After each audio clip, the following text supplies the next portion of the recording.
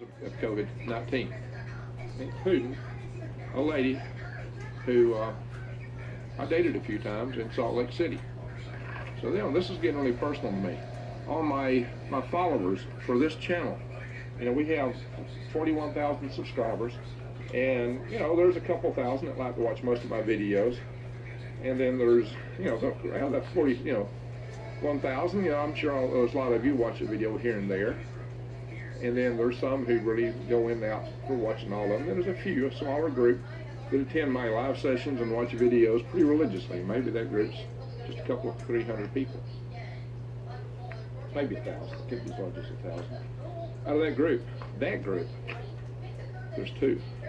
I get three because I know gave me a message and said she was positive. There's 2 or 3 people that I know of on my channel that have tested positive for this. And as we know, when I did the video, and Judy suffered greatly. No, my brother did not have COPD. My brother was 68, almost. But he did not have COPD. People complain about Judy in that regard. That's just, people, cut that out. People are people.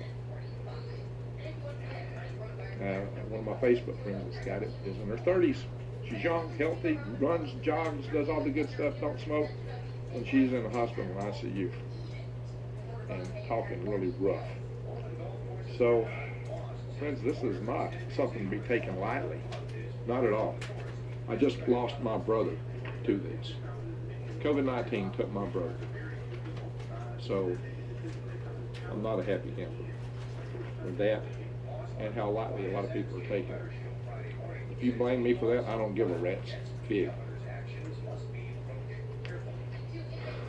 I've heard so many people. Well, you know what? You need to wake up, because a lot of people are going to suffer from this. Yeah, when a hospital bed's empty. Well, I guess so. They would be, because a lot of people aren't going to the hospital.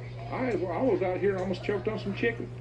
I had it right close to my windpipe. I tried to drink some water to wash it down, and I thought I was going to drown. I didn't know what to do, but it was real close to my windpipe, and I was really concerned about it, so I called an ambulance. Well, after a lot of throwing up and heaving and coughing, I finally managed to dislodge enough of it that I felt comfortable with ambulance attendants around me to drink some water. I finally got it down. I didn't want to do that by myself. I didn't know if I would survive. They asked me if I wanted to go to the hospital. I was like, oh, heck no. I don't want to go to the hospital right now. In fact, I've had a couple of spells of actually seeing double of late. And my doctor gave me papers for going to get tested for that. I don't want to do it. I don't want to go in. I'm trying to stay away from this stuff. A lot of other people are too. They don't want to go. They don't want to take the risk. Not to mention that a lot of elective procedures have been canceled. They try to make room in these hospitals for these people, and the beds that were built to accommodate was for the worst case situation of what would happen if we didn't flatten the curve. Well, fortunately, it seems we've flattened the curve, because it's not doubling every 3 days now like it was at one point when I showed some numbers. Some that could be new cases, but it's not doubling every 3 days. That's the good news. The bad news is it has grown. It's grown significantly.